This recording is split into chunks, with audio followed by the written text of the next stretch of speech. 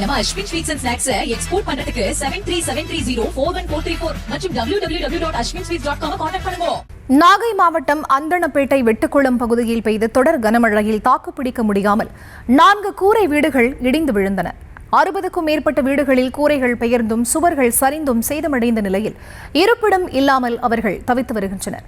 கூடுதல் விவரங்களோடு இணைகிறார் செய்தியாளர் லெனின். அவரிடம் பேசலாம். வணக்கம் லெனின். கனமழையால் பாதிக்கப்பட்ட மக்கள் என்ன கோரிக்கைகளை முன்வைக்கிறார்கள்? விவரம். வணக்கம் பரிதா. நாகப்பட்டினம் மாவட்டம் நாகை தாலுகா அந்தணப்பேட்டை வெட்டுக்குளம் மேலத்தெரு காலனி தெருவில் சுமார் 80 வீடுகள் உள்ளது. முழுக்க பட்டியல் சமூகத்தினர் வசிக்கக்கூடிய இந்த பகுதியில் கீற்று குடிசை வீடுகள் மட்டும்தான் உள்ளது. இந்த நிலையில் நாகை மாவட்டத்தில் தொடர்ச்சியாக பெய்து வரும் கனமழையாலும் பலத்த காற்றினாலும் கூரை வீடுகள் முழுமையாக சேதமடைந்துள்ளது. இதனால் கூரைகளின் மேல் தாழ்பாய்களை போட்டு வைத்துள்ளனர். மேலும் குடியிருப்புகளில் மழைநீர் சூழ்ந்து நிற்பதால் வீட்டு சுவர்கள் ஈரம் கோர்த்து எந்த நேரத்திலும் விழும் தருவாயில் உள்ளது. மேலும் காலனி தெருவில் 4க்கும் மேற்பட்ட வீடுகளும் மழையால் இடிந்து விழுந்துள்ளது. கூரை வீடு சேதமடைந்துள்ளதால் பெய்யக்கூடிய மழையானது நேரடியாக வீடுகளுக்குள் விழுவதால் உள்ளே வசிக்க முடியாத நிலை உள்ளது. மேலும் சுவர்களும் எந்த நேரமும் இடிந்து விழுவதால் உள்ளே படுக்க அச்சப்பட்டு இருந்து வருகின்றனர்.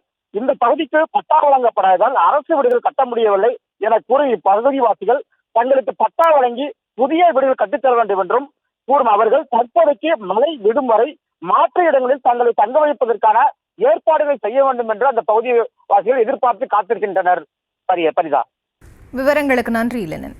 நம்ம Ashwin sweets and snacks export பண்றதுக்கு 7373041434 மற்றும் www.ashwinsweets.com கான்டாக்ட் பண்ணுங்க.